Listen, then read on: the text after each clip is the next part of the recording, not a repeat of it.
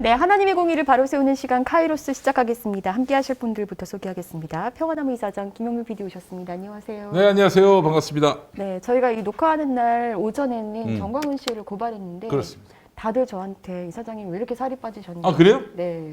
이상하다. 그렇지 않을 텐데.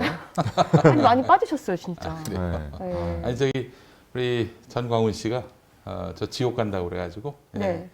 긴장을 하느라고 살이 좀 빠졌어요. 살이 떨려가지고 살이 막 떨리니까 살이 빠지더라고. 아, 자, 긴장 다이어트. 전광훈 씨 같이 갑시다. 두 분이 다른 데 가실 겁니다. 네, 왜요? 네? 두 분이 그 같은 다른 데 곳에 안 가면 가실 천국 간다고? 거예요. 네? 아니, 어디든 그냥 다른 데를 가시는 걸 어딘지 모르죠. 근데 다른 데 가실 것 같습니다. 예. 그리고 예헌 선교회 대표 김디모데 목사님 오셨습니다. 안녕하세요. 네, 안녕하십니까. 네. 오늘 첫 시간에는요, 극동방송 얘기를 또 오랜만에 해봐야 될 것 같은데요. 아, 아빠 네. 찬스죠? 아빠 네. 찬스.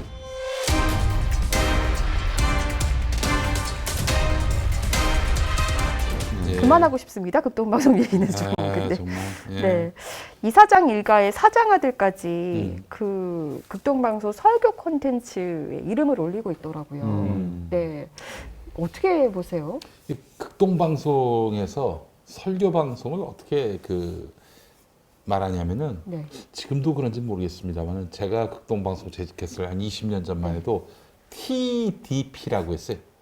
타임 도네이션 프로그램. 지금도 그렇더라고요. 아, 그래요? 네. 타임 도네이션 프로그램이 뭡니까? 시간을 사는 거 아니에요? 근데 이 국가로부터 전파를 위임받은 방송사가 이 시간을 팔았다는 거 아니에요? 방송 그렇죠. 시간을 팔았다는 거 아니에요? 이게 있을 수 있는 일인가 다닐 때부터 좀 의아했는데 이게 말하자면 교회로부터 헌금을 받고 설교를 트는 겁니다. 여러분 그 방송사에서 나오는 설교자 설교는 방송사가 설교가 좋아가지고 섭외한 걸로 아는 분들이 은근히 많아요. 이상하게, 모르시는 분들 꽤 있더라고요. 예. 네, 그렇지 않습니다. 그러지가 않아요. 예, 그 돈 갖고 찾아가면은 틀어줍니다. 근데 돈을 내겠다고 해서 다 드는 게 아닙니다. 시간이 꽉 찼으면은 들어갈 자리가 없으면은 못 해요. 예, 대기를 해야 됩니다.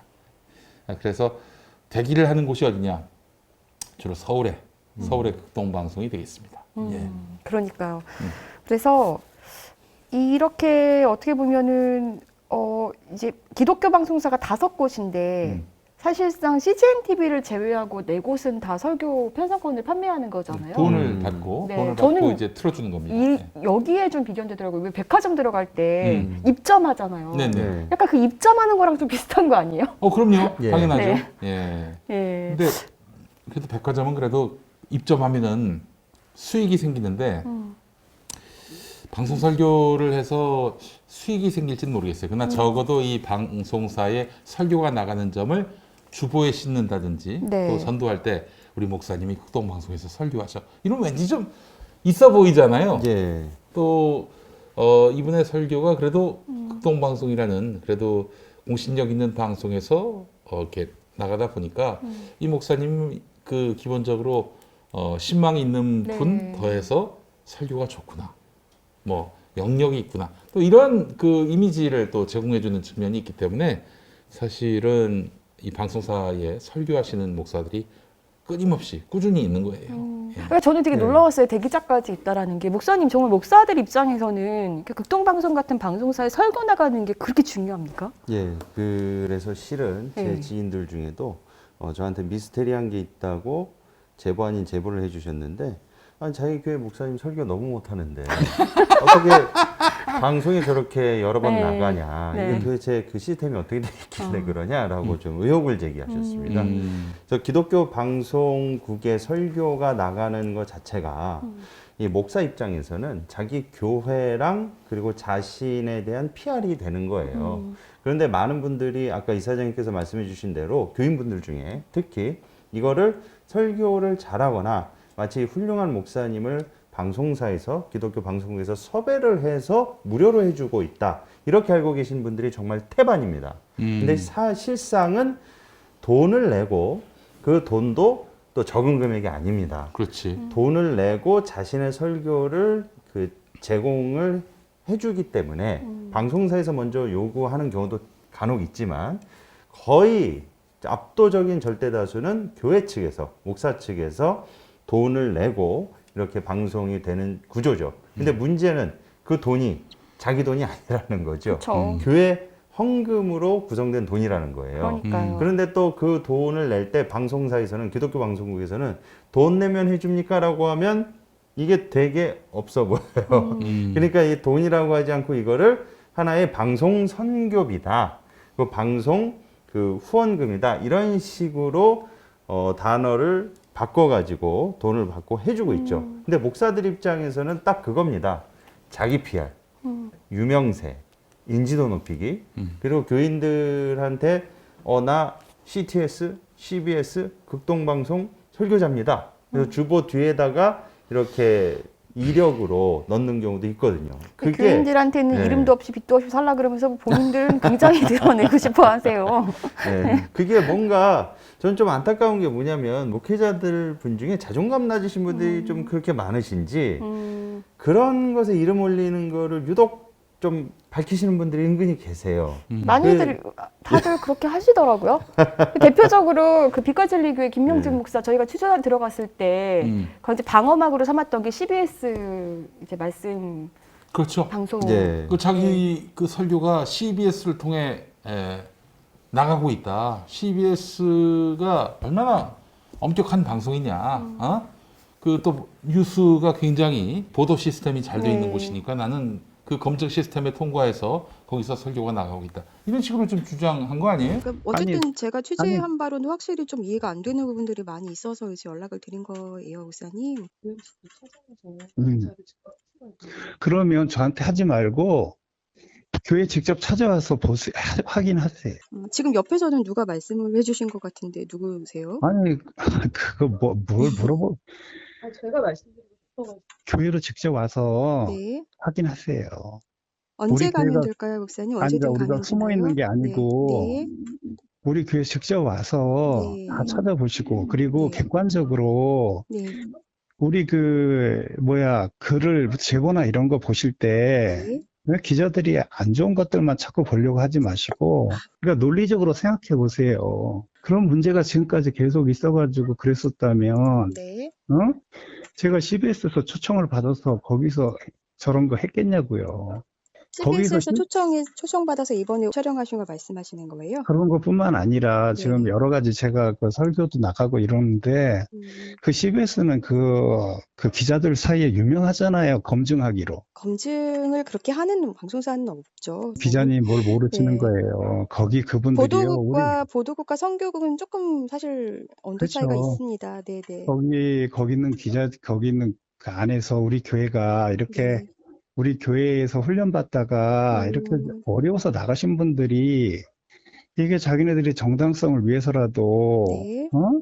그런 식의 교회에 대해서 안 좋은 소리 이런 것들을 때문에 그 CBS에서 한 3, 4개월 조사했답니다. 우리 교회를. 그래요? 그래도 봤더니 이런 것들은 사소한 문제고 우리 교회가 지금까지 청년들을 훈련시키고 네. 청년들 나중에 미래를 대비하기 위해서 열심히 이렇게 훈련하고 열심히 예수님을 닮으려고 애쓰는 그런 교회라는 것이 판명이 돼서 거기서 저희들한테 네. 제안을 해왔어요. 목사님, CBS 혹시 어떤 분이 3, 4개월을 검증했다고 하신 거예요? 기자님 그건 네. 알아서 하시고 3, 4개월 검증을 했다고 했습니다, 저에게. 네. 그런데 저는 이미 CBS 제작진과도 다 통화해서 취재를 마친 상황이었고, 그리고 제가 CBS를 모르지 않습니다. 아유, 다 알지. 그러니까 마치 공인된 곳에 검증받은 식으로 해서 네. 자신의 이단성 그리고 문제 있는 것들을 커버하려고 하는 전형적인 방법이죠. 그러니까 말입니다. 그래서 그렇게 주장을 하셨는데 어쨌든 이건 CBS 얘기고 저희가 지금 극동방송 얘기를 하고 예. 있지 않습니까?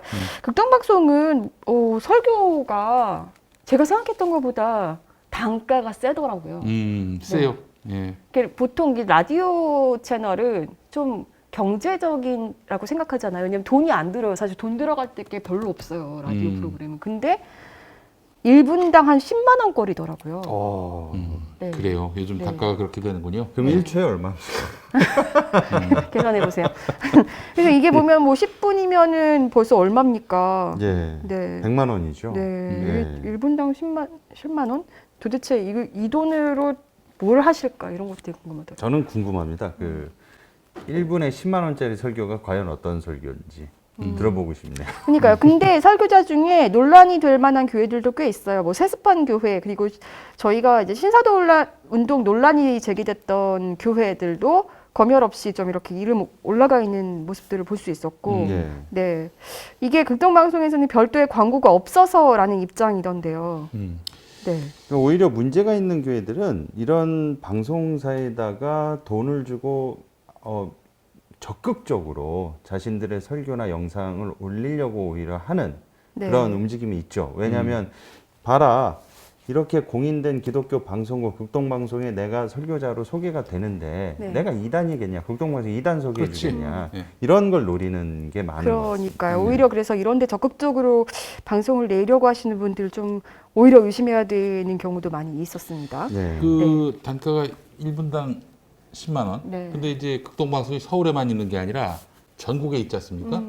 전국 동시에 설교가 나가는 경우 동시간에 거의 없을 거예요. 아마 이 동시 방송할 수 있는 네트워크가 최근에나 구축된 걸로 알고 있는데 몇 년 전에. 네. 그 전에는 그 CBS처럼 전국 동시 방송 이게 아니라 라인 자체가 없었어요. 그래서 그냥 서울에 있는 방송을 지방에 틀려면은 아예 복사를 해가지고 예전에는 한 20년 전에는 테이블 복사해서 각 지역으로 이제 행랑편으로 보냈거나 요즘엔 또 이제 인터넷이 잘 돼 있으니까 네. 인터넷망을 통해서 파일을 보내가지고 틀게 했는데 2012년 자료입니다. 극동방송 내부 자료. 2012년 1월 30일자 지사장 회의 문서. 이걸 미디어 오늘이 보도했고 나중에 뉴스앤조이도 보도했지만은 결국 출처는 김용민 씨였습니다. 네. 김용민 씨가 제공한 자료에 따르면 네. 극동방송 내부 문건이죠. 여의도 순복음교회 같은 경우 2012년 당시에 이영훈 목사 매주 10회 전국 전체 다 총합해서 조용기 목사 매주 14회 이렇게 해서 한 달에 2,100만 원을 냈어요. 예, 그러니까 극동방송이 네. 극동방송의 여의도 순복음교회가 1년으로 따지면 2억 5천만 원 정도 이렇게 그러니까. 설교 방송 비용으로 이렇게 극동방송의 여의도 순복음교회가 보냈어요. 거의 설교가 그러면 주 수입원인 거죠. 그렇죠. 네. 그러니까 이제 뭐 설교 많이 나온다고 해서 좋아하는 분들도 있는데 설교 많이 나오는 건 극동방송이 입 벌어지는 일입니다. 그러니까요. 돈이 많이 들어오니까. 아니 그 외에 뭐 이렇다 할 프로그램이 없어요. 그리고 또 이제 직원들이 진행하는 프로그램, 대개는 뭐 음악 튼다든지 뭐 값싼 은혜 멘트 날리는 그런 성경 읽어주고 김장한 목사의 오래전에 했던 발언 중에 하나가 아니 뭐 전문직이 뭐가 필요하냐 그냥 성경 읽을 줄 알고 찬송가 틀 줄 알면 된다. 그런 말을 했어요. 그런 말 했었어요. 그런 어떤 뭐 별로 그 노력을 기울이지 않은 방송을 내보내도 그래도 뭐 된다. 그러니까 전문직들이 하도 이렇게 가끔씩 좀 스트라이크를 하진 못했지만 그게 말하자면 집단 행동도 하고 방송에 대한 투자가 너무 없다 이렇게 볼멘 소리를 하니까 김 목사가 마음이 상해서였는지 하여튼 그런 식으로 해서 코를 납작하게 하려고 했던 것이죠. 참 웃기는 양반입니다. 그 양반은. 그러니까요. 자, 하여튼 이렇게 그 설교 방송에 대해서 여러분들 착각하지 마세요. 이거 목사님들 설교가 좋아가지고 극동방송에 이런 어떤 방송 요원들이 찾아다니면서 설교 듣고 이 목사님 설교 방송에 내야 되겠다 해가지고 그 목사님한테 허락받고 혹은 뭐 돈을 주고 그 설교를 트는 게 아니라 신청을 받습니다. 신청을 받고요. 특히 가장 많은 시청자 수를 보유하고 있는 서울 같은 경우에는 줄 섭니다. 줄 서요. 자리가 없어요, 한마디로. 네. 예전에 그 CBS 같은 경우는 설교방송 편집자가 되게 시험을 많이 낸다는 얘기를 제가 들었었거든요. 근데 극동방송은 편집도 안 하는 것 같은 느낌도. 예전에 그런 일도 있었어요. 2002년인가? 2000년대 초반에 무슨 일이 있었냐면은 참 부끄러운 일이긴 한데 그 극동방송 너무 설교 프로가 많다 보니까 또 지역국 같은 경우에는 담당해야 될 그 설교가 너무 많다 보니까 거의 어떻게 설교가 오고 그래서 오프닝 때 틀고 끝날 때 한 30분 프로면은 30분 끝날 때쯤 28분 언저리에서 목사님 설교가 끝났다 그러면 땡큐지 그러면 뒤에 클로징 붙이고 그 안에 거는 현실적으로 다 듣기가 쉽지 않은 네. 예. 아무도 검열을 안 하는군요. 아니 목사님 설교를 검열한다는 것 자체가 불경스럽고 또 그럴 상황도 못 되고 시스템도 네. 그래서 어떤 사고가 있었냐면은 어느 해 여름이었는데 어떤 목사님이 음란의 영에 대해서 막 비판하면서 이러면 안 된다 뭐 이런 설교를 하셨겠지. 근데 이제 그 설교가 여름에 있었는데 그 방송실 담당하시는 집사님이 휴가를 가셨어요. 그래서 어떤 대학생이 대신 녹음을 받았는데 대개는 이제 비디오로 다 녹화를 하지 않습니까? 네. 그 비디오에 나와 있는 오디오를 이제 믹싱해 가지고 뭐 이렇게 뭐 테이프라든지 뭐 MP3라든지 혹은 뭐 예전에 MD라고 또 있었지 않습니까? MD로 네, 취재했었어요. 저도. 네네. 그걸 받아가지고 이제 방송사에 보내는 그런 일을 했는데 이 친구가 이제 밤에 교회에서 남아가지고 목사님 설교 재미가 없잖아요. 예. 그래서 이제 야동을 봤는데 아이고. 야동과 함께 그 설교가 동시에 믹싱이 돼가지고 그래서 그게 극동방송 지역국에 한 지역국에 그대로 방송이 된 일이 근데 있었습니다. 어떻게 또 목사님 설교는 때마침. 네. 때마침 그 설교였어요. 그래서 네. 이게 무슨 어떤 자료 음성이 들어가는 건가 네, 그런 일들도 있었고 여튼 저런 일도 있었어요. 그 10분 설교도 있습니다. 30분 설교는 되게 이제 주일 설교를 그대로 내보내는 경우였는데 그 목사님이 방송사에 와가지고 10분 설교, 10분 설교를 할 때가 있었는데 이제 제작자가 이제 오프닝 멘트를 합니다. 오늘 그 요한복음 3장 16절 말씀으로 하나님이 세상을 사랑하셨다라는 제목으로 김디모데 목사님께서 말씀 전해주시겠습니다. 그러니까 딱 이제 시그널 음악을 올립니다. 그리고 목사님 시작하세요. 한다고요? 목사님이 성도 여러분 안녕하십니까 하면서 이제 설교를 쫙 시작한다고. 이때 PD는 나가요. 왜냐하면은 한 사람만 들어가는 스튜디오거든. 그래서 이제 나오지. 그리고 목사님이 한 10분쯤 마치고 나오시면은 이제 마지막 끝부분 듣고 거기다 이제 클로징 시그널을 딱 붙이면서 지금까지 김디모데 목사님의 말씀이었습니다. 이러고 딱 해가지고 넘기지. 근데 그날따라 목사님 막 설교 중에 갑자기 전화가 오는 거예요, 스튜디오로. 전화를 좀 줄여놔야 되는데 아주 우렁찼습니다. 받아가지고 예, 아무개 목사입니다. 예, 아무개 PD요? 지금 밖에 있는데요. 예, 알겠습니다. 제가 지금 설교 중이니까 나중에 전화하시죠. 딱 끊어. 그러면 이런 일이 있었다라고 PD한테 얘기를 해야 될 거 아니야. 목사님 깜빡하고 그냥 집에 가셨어. 그래도 그 실황이 그대로 다 방송이 편집이 안 되고. 편집이 안 돼가지고 이 현실적으로 다 들을 수가 없는 그런 구조였는데 그래서 우리는 그때 그걸 들으면서 이거는 새로운 설교 기법이다. 드라마타이즈. 목사님이 원맨쇼, 모노 드라마를 하는 새로운 기법의 설교였다. 다들 그렇게 생각을 했던 기억이 납니다. 네. 그렇군요.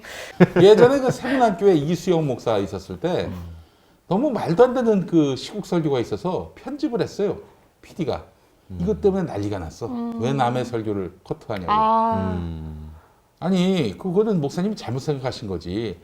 방송사에겐 편집권이 있습니다. 그렇죠. 왜냐면은 이상하게 나가면은 그 책임은 다 방송사가 그쵸. 뒤집었습니다. 오늘 목사님이 뒤집어 쓴 게 아니에요. 그럼 방송사는 방송 심의 규정에 예?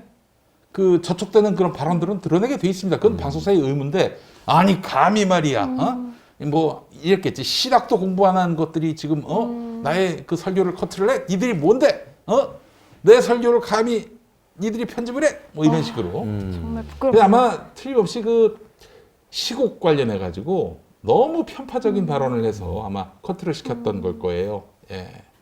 그 부끄러운 줄도 모르시고 그렇게. 예. 아마 아니, 오늘, 그리고- 오늘 방송을 보신 교인분들은 이제 본인 교회 담임 목사님이 방송에 나오면서 속으로 우리 목사님은 얼마 내고 저 출연하시는 걸까라는 생각을 자연스럽게 하실 것 같습니다. 여러분 세상에 공짜는 없어요. 공짜 설교가 있긴 있었지. 대표적으로 장경동. 장경동은 그때 CTS하고 CBS가 서로 경쟁을 해서 목사님 설교 좀 찍어가면 안 될까요? 이랬었어요. 웃긴 목사로. 웃기니까 재밌으니까. 내가 장경동보다 더 웃긴 것 같은데 나한테 좀 오시지. 나 공짜로 해드릴게. 근데 설교가 진지하세요. 재미가 없어. 재미가 없나? 그래. 설교가 너무 진지. 내가 좀 웃긴 컨셉으로 해드릴게. 그 목사들 그 뒷담화 까면서. 예. 아, 네, 그렇습니다. 근데 이제 무엇보다도 지금 이사장뿐만이 아니라 이사장 일가, 이사장이라고 하면 김용민 이사장을 연상할 수 있으니까 네. 김장환 이사장. 김장환 이사장과 그분의 아들들, 그리고 한기붕 사장의 아들, 다 설교자인 거잖아요. 네. 그래서 저희 기자가 한기붕 사장이랑 통화를 했습니다. 이렇게 뭔가 본인의 아들이 설교하는 거에 대해서 이렇게 그 사유와 논란도 있고 좀 문제가 있다고 생각하지 않느냐라고 했더니 어떻게 대답했냐면요. 다른 교회와 똑같이 헌금하고 들어간 것이라서 문제가 없다는 식으로 얘기를 했고요. 그렇지, 다 돈을 내겠지. 그렇죠. 근데 대기자도 있던데 그 경쟁을 뚫고 들어갈 수 있었던 비결은 좀 이해했습니다, 여러분. 궁금합니다. 서울 극동방송에 설교로 들어간다는 건 정말 오래 기다리거나 뭐 어마어마한 액수를 뭐 더 얹거나 일종의 뭐 저기 권리금이라고 할 수는 없는 건데 그렇지 않고서는 들어갈 수가 없어요. 근데 지금 이 한기봉 씨의 아들 이 양반이 지금 인천에서 목회하시는 분으로 알고 그쵸. 있습니다. 그 교회 담임 목사 굉장히 젊은 목사로 네. 알려져 있어요. 예, 나이가. 그런데 이 사람 지금 아들이 설교로 들어가 있단 말이에요. 그 정도 규모의 교회, 그 젊은 나이에 사실 담임 목사로 간 것도 굉장히 좀 제가 볼 때는 뭐 30대인 걸로 알고 예, 있습니다. 이례적인 일이고 쉽지 않은 일이고 근데 거의 뭐 담임 목사 되자마자 거의 또 설교 편성이 된 것 같더라고요. 아이, 우리 한기붕 사장님 돈 똑같이 낸다고? 아니, 돈 당연히 내야지. 아니 보통 사장 아들이나 이사장 아들은 오해를 사고 싶지 않아서라도 일부러 안 들어가요. 안 하죠. 안 하죠. 거든요. 네. 에버랜드 가면 프리패스라고 있습니다. 좀 더 지불하면 빨리 줄 안 쓰고 들어가는 그거랑 좀 비슷한 느낌이. 아니, 우리 한 사장님 이러면 안 되죠. 어? 김장환 목사의 가족도 그렇습니다. 지금 김장환 목사 자신도 그렇고. 아니, 구순의 나이를 눈앞에 두신 분이 말이죠. 지금도 설교를 하고 계세요. 아마 하실 수 있는데 또 자기 아드님, 두 아드님 다 지금 또 설교를 하고 계십니다. 방송 설교로. 그리고 이제 뭐 그래서 이제 한기붕 사장 아들까지도 이렇게 설교에 들어가셨는지는 알 수는 없지만은 선수들끼리는 다 압니다. 예? 혼자만 아니라고 한다고 아니게 되는 게 아니에요. 예? 아이, 정말 너무하신다 진짜. 저희 기자랑 실컷 통화한 다음에는 다시 전화가 와서 또 좀 그랬는지 내 얘기는 기사에 쓰지 말아라 라고 했다고. 그래서 홍보 담당자의 그래요. 답변이 그래서 내 얘기는 빼달라까지 넣어드렸습니다. 네, 그러니까요. 그래요. 그런 말을 왜 하십니까? 차라리. 그러면서 그랬대요. 이렇게 얘기하면 그 말까지 넣을 건 아는데 잘 아시네. 네, 넣어드렸습니다. 그래서 예상대로 짐작하신 대로. 네. 아, 참. 이 한기붕 사장님 그래도 전화 잘 받아주셔서 아, 참 그래도 이런 거는 좀 부끄럽습니다. 이런 거는 복음 방송을 자처하는 극동방송이라면 좀 알아서 걸르셨어야 됐지 않나 싶고요. 아니, 아빠 찬스를 우리 김장환 목사님도 비판하셨는데 말이죠. 본인 회사에서 본인도 아빠 찬스를 쓰시고 계시고 그 사장도 뭐 사실상 바지 사장이긴 합니다만은 그 사장도 지금 아빠 찬스를 쓰고 있다면은 조국 비난하면 안 되죠. 본인부터 돌아봐야지. 본인은 해도 되고 남은 안 됩니까? 그런 게 어디 있어요. 이 한기붕 사장님 꽤 오래 집권하십니다. 이분도. 아마 김용민 덕도 있어요. 김용민이가 이끄는 평화나무가 또 씹어대니까 네. 아, 한기붕이 자르면은 김용민이만 좋아하겠다. 아마 그래서 계속 그 자리에 두시는 게 아닌가. 그리고 한 사장님은 그래서 전화를 잘 받으신 이유를 제가 잘 압니다. 예. 우리가 적대적 공존 관계라고. 내심 저희를 응원하고 계시는 아이, 그럼. 예. 난 그렇다고 봅니다. 네. 믿어 의심치 않아요. 예, 그래요. 우리 한기붕 사장님, 천년만년 같이 합시다. 예. 적대적 공존. 네. 좋지 않아요? 아, 참 그러네요. 네, 알겠습니다. 극동방송 편성 가지고 한번 요거 계산해 보면 얼추 1분당 10만 원이라 그러면 얼추 계산해 보면은 정말 설교로 얼마를 버시는지 나올 것 같아요. 아니, 예를 들어서 예. 이제 주간 10분이라고 칩시다. 네. 뭐 10분 동안 다 나갔는지 잘 모르겠습니다만은 10분당 10만 원이면 회당 100만 원이에요. 그죠? 4주면은 400만 원. 5주면 500만 원. 네. 예. 뭐 적은 돈은 아닌데 말이죠. 네. 예. 그러니까 한 달에 4회를 해주는 거에서 매 회마다 또 받는지는 정확하게 얘기를 안 해줬는데 그 일단 한 번 1회에는 정확하게 1분당 10만 원으로 해서 5분에 문의를 50만 했을 원. 때 5분에 50만 원 그리고 10분에 100만 원이 있다라고 이렇게 옵션으로 안내를 해주시더라고요. 제가 또 그거는 방송에서? 파악을 못했는데 시간대별로 또 약간 그 프라임 시간대 이거 당연하죠. 비싼 거 또 아닌가요? 예, 시간대별로 또 가격이 다르다고. 그 아마 오전 시간대가 가장 라디오를 많이 듣는 시간이기 때문에 오전이 비쌀 거예요. SA 타임이라고 하죠. 광고 단가도 그렇습니다. 그렇죠. 자, 그렇다면 뭐 평균적으로 봤을 때 30분 설교, 주일 설교를 내보낸다 했을 때는 회당 300만 원. 4주면은 1,200만 원. 1,200만 원. 혹은 5주면 1,500만 원. 이 정도. 네.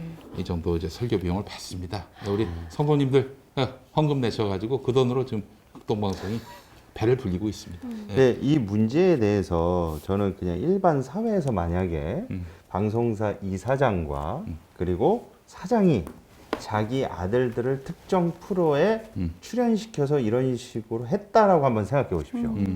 있을 수도 없는 일입니다, 이 얘기는. 예, 이게 또 선의의 경쟁과 공정을 통해서 이렇게 이루어진 게 아니라는 것이죠. 근데 물론 여기서는 이제 똑같이 여기도 헌금을 하고 들어간 것이고 개척교회에서 뭐 혜택 받은 것도 없고 검증 거쳤다고 하지만 이 자체가 상당히 논란이 될 수 있다는 심각한 문제라는 겁니다. 예. 아니 그리고 개척교 그 아들이 담임하는 교회가 개척교회와 비슷해서 혜택 받은 게 없다라고 하셨는데 개척교회 같진 않은데요. 개척교회 같지도 않고 그리고 질문의 의도는 극동방송에서 혜택 받은 걸 물어보는 거지 교회에서 혜택 받은 걸 물어본 게 아닙니다. 그러니까 예. 제가 알고 있기로는 그 저기 제법 있는 교회예요. 예. 네. 그 저기 개척교회라고 말할 수 없습니다. 개척교회는 제가 알고 있기로는 당연히 미자립 교회여야 하고요. 교인 수가 100명 미만이어야 하는 거 아닙니까? 그렇죠. 그보다 더 적어야 예. 개척교회일 거예요. 개척교회에서 어떻게 무슨 돈으로 지금 돈 다 내고 여기 입점하셨다는 또 겁니까? 그런 얘기 하겠지. 또 저기 어려운 교회 상황이지만 방송 선교를 위해서 이렇게 큰 돈을 내고 있다. 뭐 그런 얘기겠죠. 뭐 그렇게 해서 정말. 헌신하고 있다. 이런 얘기인데 그래요. 참 돈을 많이 버시네. 예전에 극동방송에서 그 교인들 상대로 기독교인들을 상대로 이제 방송 선교 후원금 받을 때 분당 10,000원의 제작비가 든다라고 그랬는데 분당 10만 원씩 돈을 버시는 거 아니야? 그러게요. 그러면 이게 돈 버시는 시간은 빼야지. 그래야 되지 않나요? 설교 갖고 이렇게 수익 모델로 삼는 거는 저는 잘못됐다고 생각을 합니다. 또 한국 교회가 경각심을 가질 필요가 있다고 생각하는 부분이 뭐냐면은 이런 돈을 낼 수 있는 교회만 설교하게 돼 있어요. 예. 대형 교회, 돈 있는 교회, 그렇잖아요. 그래서 기독교 방송 채널을 틀면 거의 압도적으로 대다수가 대형교회 설교자들 설교만 나올 수밖에 없는 거죠. 맞습니다. 그게 또한 안방까지 전달이 되는 거 아니에요. 네. 그런 돈 있는 교회의 설교가. 요즘에 얼마나 그런 교회들이 갖는 복음이 참 저렴합니까? 그러니까요. 그렇잖아요. 그래서 간혹 가다가 이제 사회 뭐 이제 엘리트 뭐 그런 지식인 분들이 간혹 가다가 기독교 방송을 틀었더니라고 시작하는 그렇지. 그런 워딩들이 있는데 들어보면은 과관입니다. 가관이에요. 예, 예. 그래서 저는요, 이제 논문을 하나 쓰고 싶어요. 시간이 있으면 좀 해보려고 그러는데 도저히 시간이 없어가지고 논문의 큰 질문이 뭐냐면은 1996년에 CTS 기독교 TV 이후로 개신교 방송들이 TV가 생겨가지고 한국교회 설교가 안방까지 전달되는 그런 일이 벌어졌는데 그 이후에 기독교인 숫자 또 기독교의 대사회 신뢰도 이거 한번 좀 연결지어서 볼 필요가 있지 않겠는가. 그전엔 교회를 찾아와야 그 설교를 들을 수 있는 거 아니겠어요? 네. 근데 이제는 채널만 돌리면 만날 수 있는 설교란 말이에요. 근데 그 설교가 과연 교회의 어떤 그런 복음의 능력을 확장시켰는지 아니면 더 복음을 부끄럽게 만들었는지 뭐 그거를 한번 논문으로 한번 만들어 보고 싶은 게 제 생각입니다. 제가 봤을 때는 틀림없이 추락했을 거라고 네. 믿어 의심치 않습니다. 네. 논문으로 나오면은 꼭 보고 싶네요. 네. 그래서 저는 일부에서 요거까지 좀 이어서 가고 싶은데요. 어쨌든 설교가 되게 좀 문제 있는 설교들이 많고, 그럼에도 불구하고 설교를 아까 말씀하신 대로 꼭 교회만 가야 듣는 시대는 아니잖아요. 그렇죠. 지금 얼마나 유튜브도 활발해져 있고. 예. 그런데 지금 어떤 기자가 한국교회 설명서라고 하면서 얼마 전에 칼럼 형식으로 글을 하나 썼던데 제가 좀 읽어드릴게요. 사람은 영혼 육으로 되어 있습니다. 육은 혼의 지배를, 혼은 영의 지배를 받습니다. 그래서 인간은 동물과 달리 영혼의 만족, 절대자로 인한 참된 행복, 샬롬을 추구합니다. 이게 창조주께서 인간에게 심어주신 영적 회로입니다. 그런데 코로나 사태가 터지면서 영혼보다 육의 문제가 중시되는 현상이 벌어지고 있습니다. 당장 먹고 사는 문제와 직결된 시설은 방역 수칙을 느슨하게 적용하는 반면 교회는 엄격한 잣대를 적용하고 있습니다. 네, 이런 얘기예요.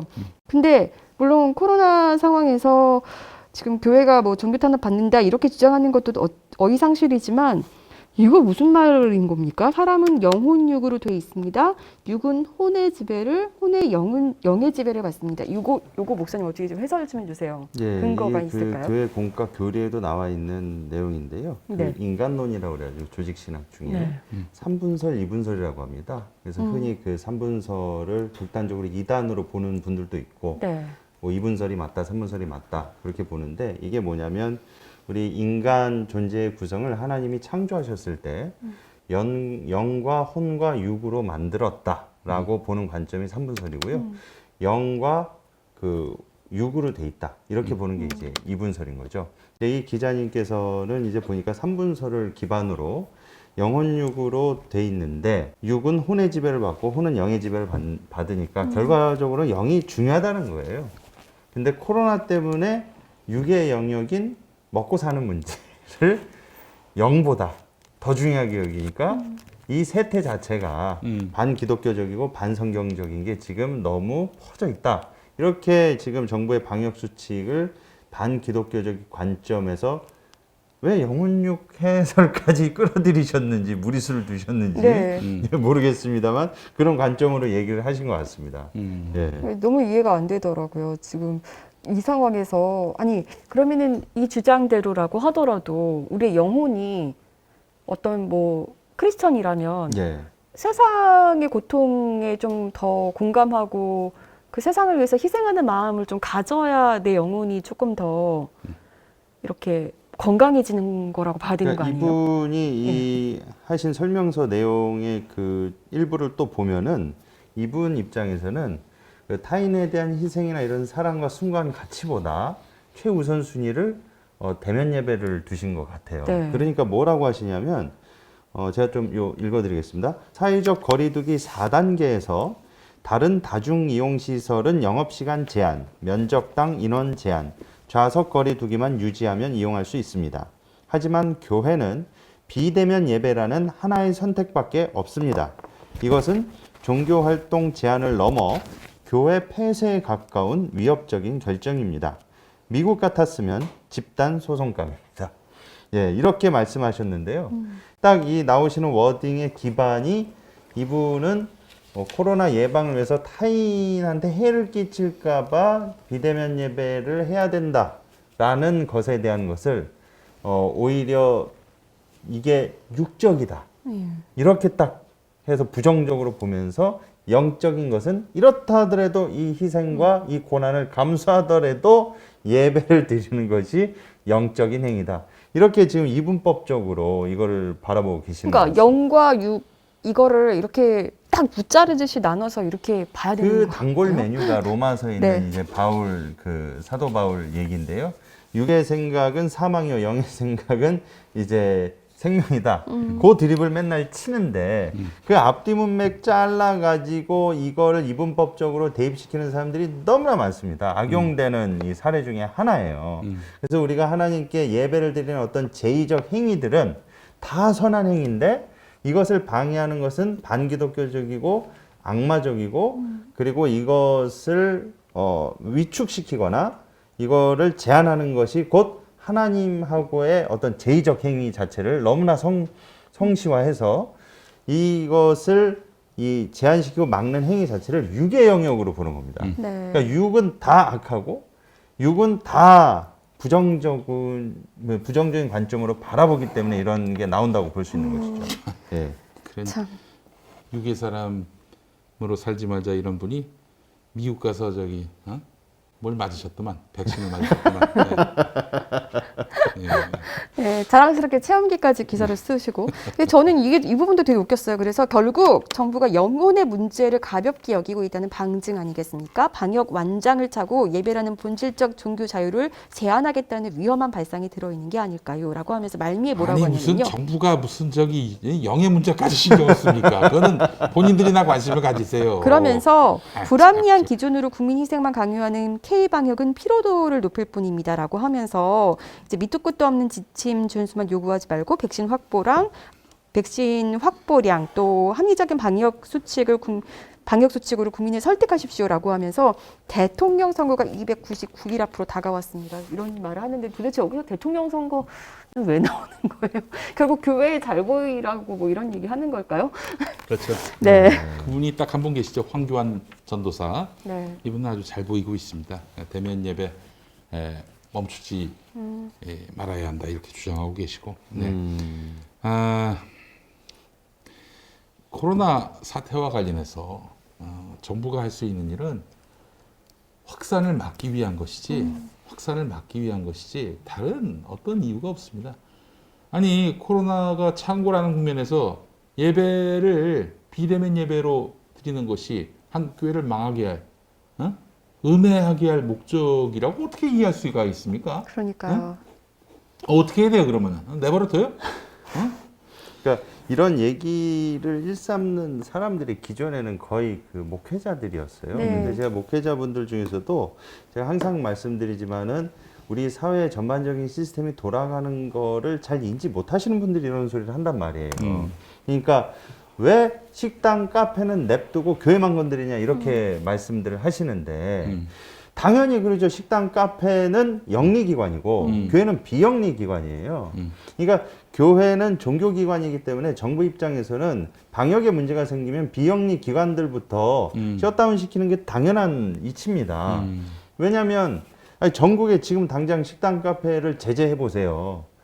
자영업자분들 그리고 소상공인분들 그리고 전국의 직장인들 회사원들 어디 가서 점심을 먹고 어디 가서 소비를 합니까? 경제에 타격을 주는 행위거든요.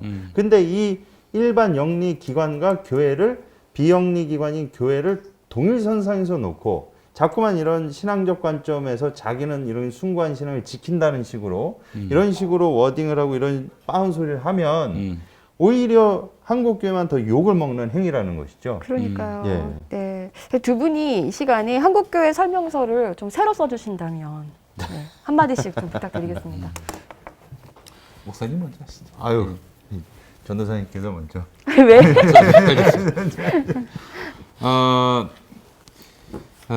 뭐 이렇게 어렵게 갈 거 없고요. 교회가 사회적 책임을 지면 됩니다. 영혼 육까지 생각이 안 돼요. 지금 특히 그 자영업자 소상공인들은 특히 그렇습니다. 하루빨리 이 사태가 종식이 되고 그렇게 해서 마스크 벗고 온 국민들이 자유롭게 일상으로 돌아갈 수 있게 해야 하는 건데 지금 한국교회가 발목을 잡고 있다. 여기에 지금 보수 진보 누가 다른 의견을 갖고 있습니까? 아니 지금 보수는 자기 편도 아니에요 지금. 전 국민으로부터 지금 교회가 외면을 당하고 있고 그 교회에 대한 혐오도가 높아지고 있습니다. 지금 교회 다니는 사람만 지금 있습니까? 이 대한민국 땅에? 비대면 예배가 어떤 기독교를 탄압하기 위한 음모다. 어떤 그런 계략이다. 이렇게 주장하는 사람들은 본인들밖에 없잖아요. 교인들이 동의가 됩니까? 여러 여론조사를 보더라도 한국 개신교인을 상대로 한 여론조사를 보더라도 동의가 안 돼요 기본적으로. 그러면은 좀 이럴 때 전략적으로 좀 행보를 취할 수 없습니까? 그러니까 전략적으로라도 네. 진짜. 좀 전략적으로. 내가 이런 얘기까지는 안 하려고 그랬는데 그 벙커원 교회 그 강북 공동체 예배당을 구하러 다니다가 제가 참 주저앉을 뻔했습니다. 예. 교회는 안 된대. 교회는 기피 시설이 아니라 극혐 시설이라는 거예요. 그래서 도장을 찍기 일보 직전까지 갔다가 그게 안 된 경우가 한 3번이 넘어요. 어? 이거 뭘 의미하겠습니까? 어? 교회가 그만큼 신망을 잃었다는 얘기예요. 이 상황의 심각성을 모르지. 대형 교회 다니니까. 어? 중형 교회 다니니까. 그러나 지금 정말 힘없고 어? 사람 수 적고 어? 그리고 재산도 그리 많지 않은, 재정도 거의 바닥인 이런 어린 교회들은 대단히 지금 힘겨운 세월을 보내고 있습니다. 당신들 때문에, 당신들이 싼 똥 때문에. 어? 한국 사회에 사회 공동체들 뭐 이념적으로 좀 견해가 엇갈릴 사안은 말고요. 이렇게 방역을 통해서 서둘러 이제 코로나에서 벗어나려고 하는 사람들, 절대 다수 국민들의 의지에 반하는 행동이 어떻게 비춰지는지 좀 스스로 거울을 보고 판단했으면 좋겠습니다. 0-6혼 당신들의 관심사겠죠. 그런데 지금 국민들은 먹고 살 길이 지금 막혔어요. 지금 피서철 최고의 대목 성수기라고 하는 이 시기에도 지금 전전긍긍하고 있고 지금 폐업을 못합니다. 청산을 못해서. 폐업하는 사람들을 부러워해요. 이런 국면에 지금 저 잘났다고 지금 떠들고 있는 좀 정신 차립시다. 비대면 예배는 안 되고 대면 예배는 된다. 대면? 우리 예수님하고 대면하십니까? 이단 사이비 교회 아니에요? 예수님은 지금 현장에 안 계신데 어차피 예수님이 승천하신 이후로 다 비대면 예배입니다. 좀 정신 좀 차립시다. 우리 개념 좀 장착하고 삽시다. 그러니까요. 자, 목사님. 물론 그 목회자분들 중에 경제적 형편과 그리고 목회적 특수성으로 인해서 상황이 어려운 미자립 교회나 이제 시골에서 가정 방문과 신방이 부득이 필요하신 분들, 그리고 그런 목회적 환경에 놓여 계신 교회와 목회자분들이 있는 것도 사실입니다. 그런 분들의 고충까지 싸잡아서 저희가 한꺼번에 비난하는 게 결코 아닙니다. 그런데 지금 한국 교회를 바라보는 우리 사회적 시선이 이 코로나 시국에 어떠냐는 거예요. 1차, 2차, 3차, 4차 이 집단 감염 때까지 그 굵직굵직한 사건들의 첫 스타트부터 한번 보십시오. 신천지, 인터코, 정강원, IM 선교회까지 굵직굵직한 사건들마다 한국교회가 있었습니다. 물론 또 뭐 신천지를 한국교회에 끼냐라고 얘기하면 비기독교인들 분들 입장에서는 이단 사입이나 일반 교회를 구분을 못 하시기 때문에 한 종파로 보실 수밖에 없어요. 그런데 이 모든 문제 한가운데 신천지도 결국에는 한국교회에서 파생된 이단 아닙니까? 모든 문제 한가운데 교회가 있었습니다. 그러면 세상이 손가락질을 하고 비판을 하고 뭐라고 조롱하고 모욕을 하면 왜 우리한테 이럴지를 반성하고 성찰하는 게 그리스도인들의 기본적인 성품이며 자세가 돼야 되는데, 우리를 비난하고 비판하는 세력 배후에 사탄이 역사해가지고 우리를 공격한다, 이렇게 핍박과 순교자 모드로 물타기 하면서 정권에다가 이 모든 책임을 뒤집어 씌워서 이 정권 배후에 악한 영이 역사하고 반기독교적이다, 이런 식으로 이야기를 했을 때 이것을 또 바라보게 될 비기독교인들의 시선이 과연 곱겠습니까? 이거는 선교적으로 봐도 자기 무덤 파는 행위입니다. 그렇기 때문에 좀 이 코로나 K방역을 또 너무나 저는 이게 안타까운 게 뭐냐면 전 세계에서 칭찬하고 전 세계에서 인정을 하는 이 K방역을 가지고 유독 한국 교회 목회자들만, 특히 보수교회 목회자들이 집요하게 이게 반기독교적이고 탄압하는 거라고, 종교 탄압하는 거라고 합니다. 이 비기독교인들 분들이 보셨을 땐 이것처럼 참 무식하고 어불성설이 없어요. 그렇기 때문에 좀 이번 기회에 좀 너무 이게 신세한탄하듯이, 왜냐면 모든 사람들이 지금 다 힘듭니다. 근데 왜 교회만 자꾸 괴롭히냐? 교회에서 확진자가 제일 많이 나왔기 때문이죠. 그것을 좀 스스로 반성하고 성찰했으면 좋겠다. 그러니까요. 그런 아니 마음이. 그리고 정말 교회발이 별로 없었고 그런 상황에서 우리가 정말 방역 수칙 잘 지키면서 조금씩 모이겠다, 뭐 이렇게 좀 협상하면서 오는 것도 아니고 뭐 종교 탄압 내세우면서, 그런데 누가 지금 안 믿는 사람들은 더 불안할 거고 믿는 제가 봐도 저건 너무 불안하다, 저분들 정말 일치겠다 이렇게 싶은데, 제가 그 정부 관계자라고 해도 못 믿을 것 같습니다. 교회는. 그 IM 선교회 이후로 한번 이 확진자가 나왔을 때 심지어 그 시민들이 계란을 갖고 와가지고 교회에다가 맞아요. 투척하는 아이고 사건까지 그랬죠. 있었죠. 예. 예.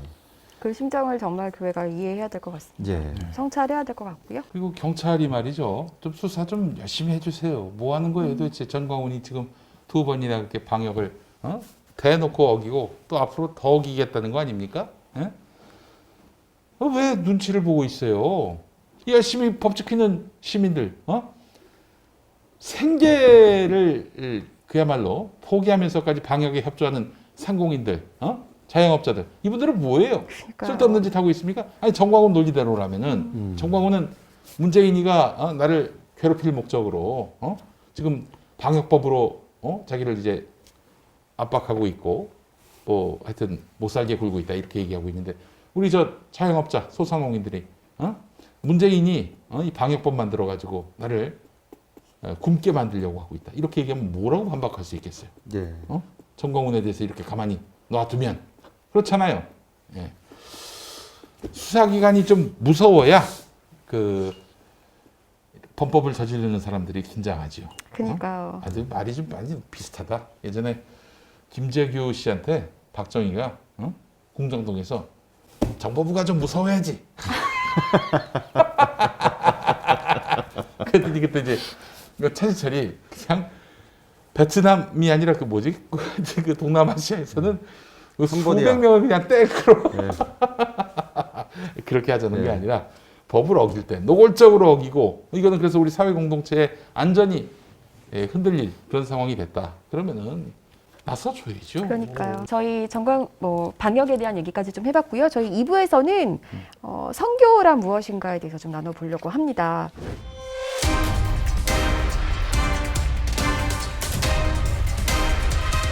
저희가 얼마 전에 그 선교계에서 언더우드로 칭하는 한 고령의 선교사가 그 유학생을 성추행한 사례를 보도했습니다. 네. 이게 2019년에 발생한 사건이었고요. 이 선교사 실명은 제가 거론하지 않겠습니다. A 선교사가 몸담고 있는 선교단체 설립 30주년을 기념하면서 한국에 들어와 있을 때 벌어진 일이었는데 이제 본인이 몸이 안 좋다고 하면서 외국인 유학생 한 명을 숙소에 불러서 이제 청소 같은 걸 시킨 후에 이제 다 끝나서 나가겠다고 하자 이제 껴안고 입을 맞췄다는 겁니다. 그래서 제가 이 녹취물도 입수를 했었는데 친아버지가 너 어릴 때 예쁘다고 뽀뽀해주지 않았냐. 그러니까 전에는 내가 너를 얼마나 미워했냐. 근데 이제는 좀 예뻐하겠다라고 결심하면서 앞으로 관심 갖고 돕겠다는 뜻이었으니까 아빠가 뽀뽀했다고 생각하고 끝내면 된다. 이렇게 말을 합니다. 그러니까 이 말이 왜 나왔냐면 이 유학생이 이런 일을 겪고 나서 굉장히 충격을 받고 몇 날 며칠 울고 너무 힘들었던 겁니다. 그래서 나 그때 힘들었다라고 얘기하니까 이런 식으로 얘기하는 겁니다. 그리고 유학생이 나는 이제 여기와의 관계를 끊고 이제 가겠다라는 식으로 얘기하니까 그러면 주변에서 나에 대해서 어떻게 생각하겠냐 이런 얘기도 했더라고요. 야, 이거 그러니까. 무슨 지 소유물이야? 네, 그러니까요. 근데 문제는요. 사실 피해자가 더 있다는 소문도 들려옵니다. 아이고, 근데 세상에. 물론 이에 대해서 이 A 선교사는 굉장히 굳고 부인을 했고요. 나머지 피해에 대해서는 사실상은 좀 확인하기가 쉽지 않은 상황이라서 그 피해자들께서 용기 있게 또 예. 증언하지 않으시면은 확인하기 쉽지 않죠. 왜냐면은 타국에 계셔서 한국에 계시는 것도 아니라서 네. 선교사는 이때 정말 평생에 한 번 실수한 거다 이렇게 얘기를 했고요. 말로는 어떻게 했냐면 이런 일이 있었던 건 맞는데 본인이 원래 볼에다가 뽀뽀해 주려고 정말 내가 얼마나 고령이냐 어떤 여자 이렇게 본 게 아니라 진짜 그냥 한국의 어떤 미투 이런 정서를 잘 몰라서 베트남에 오래 있다 보니까 그냥 뽀뽀했는데 이게 실수로 입술이 닿은 거다 이렇게 실수로 주장을 한 입술이 겁니다. 닿았다고요? 네. 네. 실수로 입술 닿기가 어려울 텐데 네. 실수로 볼에 닿을 수는 있어도 네. 입술에 닿을 수는 없을 텐데. 근데 사실 이 피해자 측 얘기를 들어보면은 입술을 상당히 오랫동안 대고 있었다는 그래요. 거거든요. 아. 네. 또 아무튼 그렇고요. 근데 저는 이 성추행 피해 사실보다 사실은 더 제 입장에서는 이걸 취재하면서 되게 의아스러웠던 게 이 유학생을 미워했다는 거였어요. 근데 다른 분도 아니고 선교사잖아요. 그런데 그 미워한 이유도 사실 납득이 가지 않았거든요. 예를 들어서 목사들이나 이런 분들과 함께 식사 자리가 있을 수 있잖아요. 네. 근데 그럴 때 데려가면 다른 유학생들은 그냥 조용히 다소곳이 있는데 이 친구는 감사합니다, 아멘 이러면서 큰 소리로 기도 끝나고 나면 아멘을 너무 크게 우렁차게 외치고 밥을 먹는다. 사실 이게 미워할 근거가 되는 겁니까? 아, 참. 그래서 이 친구가 굉장히 천방지축이었다라는 것처럼 저한테 말씀을 하셨어요. 그런데 제가 천방지축이면 그런 성추행을 해도 됩니까? 그러니까요. 그리고 천방지축이면 미워해도 되는 겁니까? 그것도 말이 안 되지. 그렇죠. 그런데 제가 다양한 루트로 확인을 해본 결과 굉장히 좋은 정형이더라고요. 네, 오히려 제가 볼 때는 적어도 이 선교사님들보다는 이 친구가 성숙하구나라는 생각이 들 정도였는데, 네. 네, 아무튼 그랬고 제가 취재로 확인한 결과는 좀 많이 달랐고요.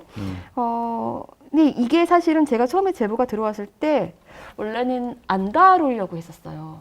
왜냐하면 이 피해자에게서 직접 받은 제보가 아니었습니다. 이게 그쪽 선교계의 선교사들, 복수의 선교사들로부터 저한테 들어와서 따로따로 각각 들어왔었거든요. 그랬는데 얘기를 들어보니까 나중에 제가 좀 파악한 바로는 이 친구가 처음에 힘들어했을 때는 주변에서 다들 너 그거 터뜨리면 안 된다라고 했다는 거예요. 그러면 선교가 힘들어진다라면서 이 친구를 다 이렇게 좀 자중하도록. 아니 그 자중하게 만들고 입 닥치게 만들면은 그 고통은 오롯이 그 피해자한테 다 전가를 시키는 건데 그 주변 사람들이 이게 정말 가까운 사람들 맞습니까? 뭐 사실 가까웠던 사람이죠. 그러니까 이 친구는 거기에 순종하는 마음으로 굉장히 울며 겨자 먹기로 사실은 눌렀는데요. 근데 문제는 본인들이 이제 이 A 선교사에게 서운한 일들이 생긴 거예요. 그러니까 사실은 제보를 한 거예요. 그래서 제가 기사를 쓰기 전에 이것까지도 파악을 하고. 그렇지. 네. 어떤 그 갈등관계인지 그것까지 다 파악을 네, 해야. 그걸까지도 사실은 파악을 하고 기사를 냈던 건데, 그래서 제가 여기서 도대체 선교사라는 분들이 왜 이러는 걸까? 이런 의문이 많이 생기게 되더라고요. 예전에 뉴스엔조이 편집장 했을 때 네. 필리핀이었습니다. 네. 그 필리핀의 그 물가가 굉장히 싸요. 한국에 비해서. 뭐 한 30만 원이면은 뭐 거의 대기업 간부급의 임금이 되는 거예요. 그래서 서울에서 혹은 뭐 대한민국에서 그 정도 30만 원 헌금 보내면 우리로서는 뭐 큰 돈이 아니겠지 싶겠지만 거기서는 진짜 뭐 어마어마하게 큰 돈인 거예요. 예. 그러면서 학교도 짓고 방송국도 짓고 뭐 그런데 어떤 목사가 그 필리핀 현지 여성인데 음료에다가 아마 햄버거에 딸린 콜라였던 걸로 아는데 거기다가 수면제를 넣었던 모양이죠. 그래서 성폭행을 가했던 거예요. 아이고. 그래서 그때 우리 제가 편집장이었고 기자를 현지에 보내가지고 파악해서 그걸 보도하게 했고 PD 수첩에도 나왔어요. 얼마나 정말 이거는 사악합니까? 네. 응? 그런 일들이 있었어요. 그래서 선교사님들 중에는 뭐 제가 봤을 때 99%는 정말 헌신을 하시고 고생하시고 정말 하나님 나라 확장을 위해서 애를 쓰시는 분들이겠지만 그 나머지 1%, 그 일탈하는 자들, 그들 때문에 아주 이미지가 굉장히 나빠지고 고약해지는 거예요. 특히 이제 그 선진국이 아닌 나라, 뭐 개발도상국이든 후진국이든 하여튼 그런 나라의 선교사로 간 사람들 중에 이런 일탈을 일으킬 확률이 좀 상대적으로 많이 있어 보입니다. 예. 그러니까 뭐 여기 와가지고 사고 치면은 그런 저소득층이 많은 나라의 그 문화적인 어떤 수준이 낮은 지점을 지적하면서 여기 와서 내가 그 문화를 잘 몰라서 그랬다느니 이런 식으로 면피를 하고 있어요. 이게 터무니없는 얘기고 자기가 섬기고 있는 그 나라에 대한 모독 아닙니까? 그런 게 어디 있어요? 그리고 사실 그 제보해 오신 분 같은 경우도 이 A 선교사한테서 상처를 많이 받으신 건 맞아요. 그러면 저는 왜 선교사들 사이에서 자꾸 이런 갈등이 일어나냐는 거예요. 그러니까 서로의 어떤 이해관계나 이런 거, 그리고 이런 거에 따라서 자꾸만 이렇게 뭔가 갈등을 빚으시고 그래서 결국은 이런 피해자에게도 또 고통을 안기는 자꾸 이런 일들을 왜 선교사들이 하나 이런 생각을 해봤는데 이렇게 선교사들끼리 뭔가 선교지에서 화합도 잘 안 되고 그런 경우는 정말 많이 허다하게 봤던 것 같습니다. 네. 근데 문제는 여기 이제 본론으로 들어가서 사실은 이 어쨌든 그 유학생에게 최초로 고통을 안긴 그 A 선교사 같은 경우는 교회도 해외 300여 개나 짓고 병원도 16개나 짓고요. 평생을 선교지에서 헌신했다라면서 진짜 많은 그 제자들도 길렀다는 겁니다. 실제로 정말 열매들이 있대요. 그런데 제가 이제 반론 과정에서 파악한 거는 이 A 선교사가 운영하는 선교회 같은 경우는 그 따로 급여를 받고 일하시는 분이 없어요. 또 헌신과 봉사의 시스템입니까? 네, 그러니까 제가 어떻게 다 급여를 받고 일하는 사람이 아무도 없죠? 라고 하니까 모두 각자 후원하는 교회에서 후원금을 받고 사역하기 때문에 선교회가 따로 지급할 필요가 없다라는 거예요. 그러니까 당연히 이런 어떤 재정부터 해서 행정적인 것들이 다 이 A 선교사 혼자 그 단독으로 이루어지는 거죠. 그러니까 이런 게 참 문제였고, 그리고 이 A 선교사에 대해서 주변에 같이 있던 그 제자라는 분들이 이 A 선교사가 잘못되면 이게 선교가 무너질까 봐 걱정이니까 기자님도 크리스천이라고 하니까 제발 좀 잘 봐달라 이런 식의 어떤 호소를 하시더라고요. 그러면 이 선교사 한 명이 없으면 무너지는 게 선교일까요? 저는 좀 이런 의문도 하게 됐고요. 그렇죠. 대면 예배 안 드리면은 뭐 교회가 무너진다 이 논리하고 같은 거죠. 그런 게 어디 있어요? 그런 하나님, 그렇게 허약한 하나님이면은 참 어떻게 믿습니까? 예. 그러니까요. 예전에 그 전병훈 목사도 그 피해자랑 통화해서 본인의 녹취록을 들어보면 나는 괜찮은데 이게 공론화되면 한국교회가 어떡하냐 하면서 또 한국교회를 걱정한단 말이에요. 이 A 선교사라는 분이 선교계에서 무슨 언더우드 칭호를 받으실 만큼 너무나 유명세가 있고 300교회를 세우고 병원도 16개나 지은 분인데 이게 만약에 성추행권이 공론화가 되면 선교에 대한 이미지나 이분이 연관된 모든 단체와 기관이 어떻게 되겠냐. 지금 그거 걱정하는 거거든요. 근데 그거를 걱정하는 시스템 자체로 처음부터 구성했다는 것 자체가 문제고요. 이분이 없어도 언제든지 조직적이고 민주적인 리더십으로 운영이 됐어야 되는 겁니다. 그리고 선교사 분들께서 다 그러신 건 아니지만 좀 저는 아쉬운 게 뭐냐면 이 선교사님들이 대부분 상당히 보수적이신 분들이 많습니다. 나이 있으신 분들 뿐만이 아니라 중년 분들께서도 희한하게 우리 그 재미동포 그리고 교포사회에서도 되게 그 정치나 사회적을 바라보시는 안목이 상당히 보수적이신 분들이 많으시잖아요. 그렇기 때문에 이 특징이 뭐냐, 인권 감수성이 상당히 떨어지시는 분들이 많아요. 그 신앙이 되게 독실하다고 하시는 분들이 이러한 내용에 대해서 인지를 못하고 구시대적 그 구습에 젖어 계셔가지고 아니 딸처럼 여겼는데 뽀뽀 한번 할 수 있지 이걸 갖고 뭘 이게 성추행이야 이런 식으로 지금 워딩을 구사하는 것 자체가 이분들이 지금 문제 원인 자체를 애시당초부터 내가 이런 행동을 하면 문제 될 거라는 생각을 못 했다는 것이죠. 오히려 내가 지금까지 널 미워했는데 뽀뽀 한번 했다고 나한테 이렇게 나와? 하면서 내면적으로는 더 억한 심정을 가질 수 있다는 것입니다. 예. 저 지금 다행인 거는 선교계에 계신 분은 아니고요. 이 피해자 옆에서 정말 든든하게 이제 네. 심리적으로도 많이 든든한 지원군이 되고 계신 분이 계세요. 그분도 이제 교인이신데 그분 어쨌든 그분하고의 대화를 통해서 제가 조금 더 피해를 더 확인할 수 있었고 이거는 어쨌든 제보하신 분의 어떤 진정성은 조금 의심이 되나 좀 알려야겠다 싶어서 사실은 좀 보도를 하게 됐고 내가 잘못했다 깔끔하게 하고 또 이 사과하기 그 전에 아예 그런 일 자체를 하지 않고 그러면 얼마나 좋았어요. 근데 이 선교사는 굉장히 그래도 사과는 하셨어요. 사과 과정에서 이게 취재라니까 사과했겠지 무슨 뭐 저기 진심으로 사과했겠어요? 이건 사과는 아니지. 하셨는데 그러한 가치관이 있기 때문에 이런 행동이 근본적으로 나왔고 평화나무가 공론화를 하고 문제 삼고 제보가 돼서 이렇게 되니까 그제서야 사과를 했다는 것이죠. 만약 이걸 공론화시키지 않았으면 뭐가 문제인지도 모르고 사과도 안 했을 거예요. 아니 그 전에 사과를 하긴 했어요.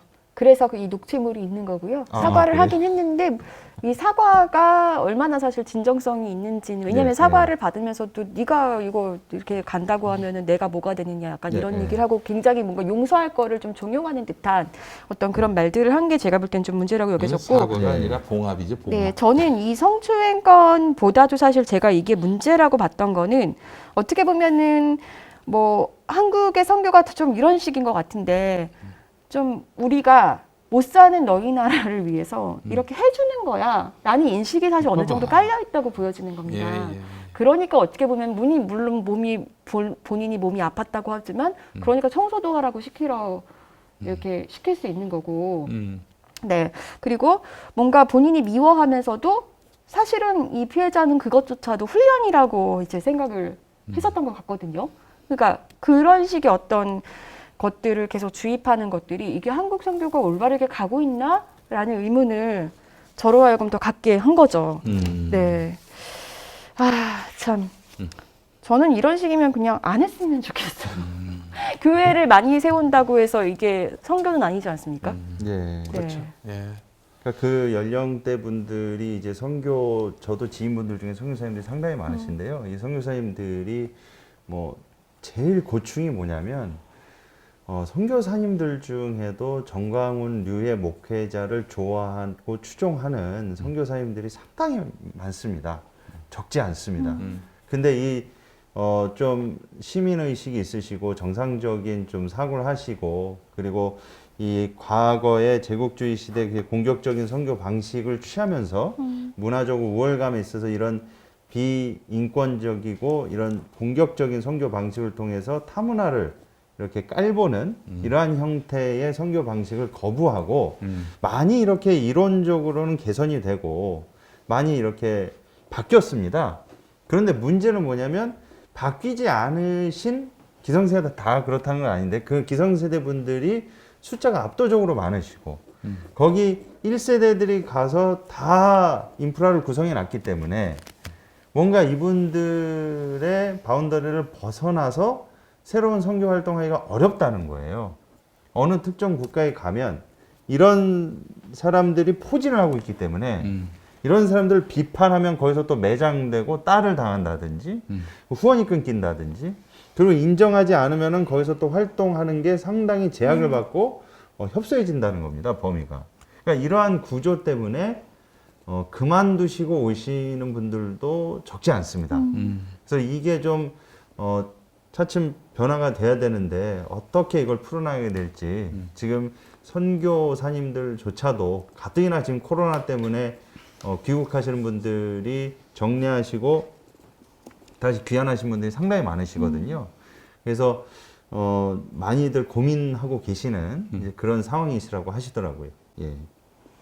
네, 알겠습니다. 참 갈 길이 멉니다. 한국 교회도 한국 교회고 또 한국 교회가 건강해야 한국 선교도 건강한 거잖아요. 네, 여러 가지로 돌아볼 지점이 참 많아 보입니다. 네, 아무튼 한국 선교로 인해서 또 상처받은 피해자분이 저는 많이 회복되셨으면 좋겠고, 네, 이게 되게 감사한 거는 제가 이제 파악한 바로는 이렇게 뭔가 선교사들이 굉장히 좀 뭔가 불완전하고 좀 미숙한 모습 많이 보여도 그 선교 지원을 받으신 그 피해자분이 훨씬 건강해 보인다. 예. 신앙도 그렇고 이런 게 좀 그래도 저는 되게 감사한 것 같습니다. 네. 되게 뭐 마지막으로 하실 말씀 있으시면 한마디씩 해주셔도 좋고요. 네. 전에 또 한번 말씀드렸었는데 그 한국 개신교가 도대체 어떻게 생겨먹은 동네인가 궁금해했던 한 논객이 온누리교회를 한번 다녔어요. 한 달 다니고 나서 내린 결론은 한국 개신교가 살 길은 선교를 안 하는 것이다. 이제 알 것 같습니다. 네. 이상입니다. 네, 아유 참 뼈 아프네요. 알겠습니다. 오늘 여기서 마칠까요? 네네. 네, 함께 해주셔서 두 분 감사하고요. 여러분 감사합니다.